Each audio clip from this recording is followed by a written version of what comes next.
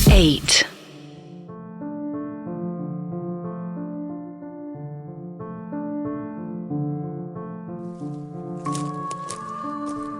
सूखे पत्तों को भी वेदा, पुलिस वाले, फॉरेस्ट ऑफिसर्स और वो मॉन्क्स जंगल की गहराई में जाते जा रहे थे।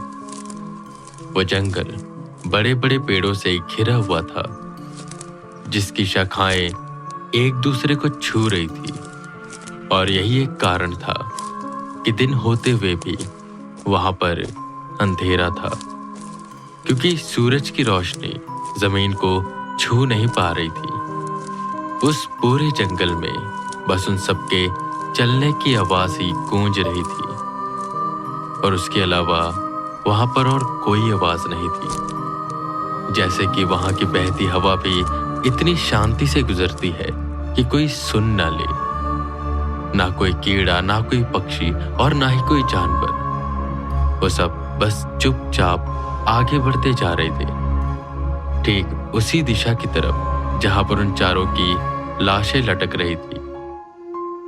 वेदा चलते चलते मन ही मन बस ये सोच रहे थे कि आखिर यहाँ पर ऐसा हुआ क्या है जो ये जंगल ही पूरा मौन हो चुका है। इस वक्त तक उनके दिमाग में वो राक्षस तो था ही, पर वो अलग अलग संभावनाएं भी अपने दिमाग में लेकर चल रहे थे कि हो सकता है अगर वो राक्षस ना हुआ तो डाकनी हो, यक्षिणी हो या कोई और हो। वही मॉन्क्स चुप्पी साधे बस वेदा का पीछा कर रहे थे। पुलिस वाले उन्हें उस लोकेशन पर लेकर गए। खून की बूंदें अभी भी पेड़ों पर थी और कुछ जमीन पर गिरे पत्तों पर थी।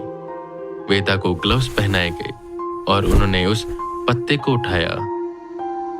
अच्छा, तो यहाँ पर आपको उनकी लाशें मिली थी। ये बोलते हुए उन्होंने ऊपर की ओर देखा, जहां पर पेड़ की शाखाएं तोड़ी गई थी।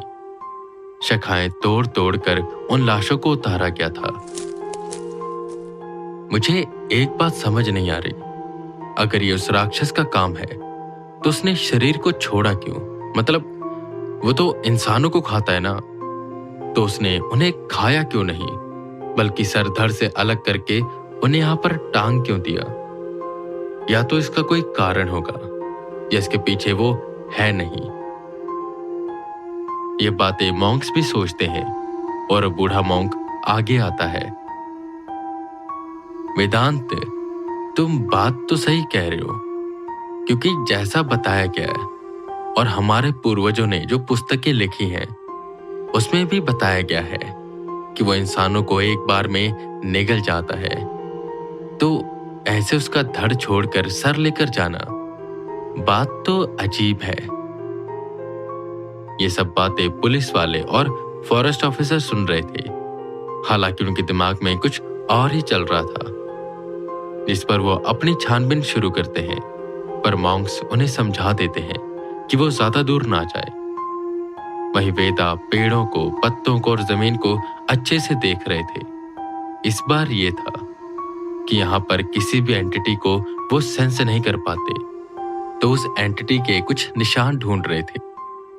वेदा को ये कहीं ना कहीं किसी और का काम लग रहा था। मैं भी शायद सच में कोई सीरियल किलर था, पर इतनी ताकत कि वो 4 लोगों का सर धड़ से अलग करके और तुरंत उसे ऊंचाई पर टांग दे, थोड़ा तो कठिन था। तभी वेदा को कुछ याद आया और वो उस बूढ़े मॉन्क के पास गए। सुनिए, आप उस फेरी के बारे में जानते हैं? मतलब वो फेरी परियां, जो जंगल की परियां होती हैं, पर अच्छी वाली नहीं, बुरी वाली शैतानी परियां जो जंगल में रहती हैं, और वो भी तो अपने शिकार का सर खाती है ना, मतलब बॉडी छोड़ देती हैं और सर खा लेती हैं। जिस पर उस मॉन्क को याद आता है। अच्छा, तुम उनकी बात कर रहे हो, समझ गया मैं। पहले के वक्त पर इस जंगल में परियां रहती थी, और कुछ ऐसी परियां भी होती थी जो बुरी बन जाती थी, जिन्हें तुम शैतानी परी कह रहे हो। और इसके कई कारण होते थे, विरोध के कारण या समुदाय से निकाले जाने के कारण। उन्हें इंसान पसंद होते हैं, मतलब इंसान खाना पसंद नहीं होता, बल्कि इंसान पसंद होते हैं प्रेम की दृष्टि से। और जिस परी को जो इंसान पसंद आ जाता था, वो उसे बहला फुसला कर अपने साथ लेकर जाती थी। और जैसा एक कीट करता है, मुझे इस कीट का नाम नहीं पता, वो अपने साथी को खा जाता है शायद, जिस पर वेदा झट से बोले, मेंटस। हाँ हाँ, यही वाला। ठीक उसी तरह प्रेम करते करते ये अपने साथी का सर खा जाते हैं और धड़ छोड़ देते हैं। तुम्हें क्या लगता है ये उन्हीं का काम है? वेदा आसमान की ओर देखते हैं और कहते हैं, होने को तो कुछ भी हो सकता है, मतलब इनके सर नहीं है, और ऐसे जंगलों में परियां पाई जाती थी तो हो सकता है कि ये उन परियों का काम हो। मॉन्क वेदा की बात को काफी देर तक सोचते हैं और फिर कहते हैं, नहीं वेदांत, ये उन परियों का काम नहीं है, क्योंकि वो परियां कब की दूसरी दुनिया में जा चुकी हैं। और चलो अगर मान ले कि कुछ परियां यहां पर बच गई, तो वो बस मर्दों को अपना शिकार बनाती हैं, औरतों को नहीं। और जैसा कि हम जानते हैं कि एक लड़की का भी सरकटा धड़ मिला है और एक लड़की गायब है, तो ये कह पाना थोड़ा सा मुश्किल है। और हाँ वेदांत, वो इसी दुनिया के जीव हैं, तो तुम उनकी मौजूदगी को अनुभव कर पाओगे। वेदा भी ये बात सोचते हैं और हामी भरते हैं। सब अपने अपने काम पर लगे हुए थे, जिस पर पुलिस वाला आगे आता है और सबसे कहता है, देखिए, यहां पर रहकर कुछ मिलेगा नहीं, हमें जंगल में और अंदर जाना चाहिए, कपल को ढूंढना चाहिए। हो सकता है कि वो कहीं पर जिंदा हो और उन्हें बंदी बनाया गया हो। जितना बड़ा यह जंगल है, मुझे लगता है कि हमें 2-3 दिन लग जाएंगे, पर आप सब उसकी चिंता मत करिए। हम टेंट लेकर आए हैं और उसी के साथ 4-5 दिन का खाना भी। बाकी इस जंगल में वॉच टावर्स भी है जो कि बंद हैं, पर हम उन्हें खोलकर वहां पर रुक सकते हैं। हमारे पास ज्यादा समय नहीं है, हमें आगे बढ़ते रहना चाहिए। ध्यान रहे कि सब एक साथ रहेंगे।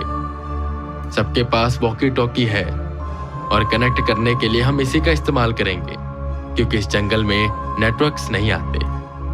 तो फॉरेस्ट ऑफिसर्स, आप हमें आगे लेकर चलेंगे?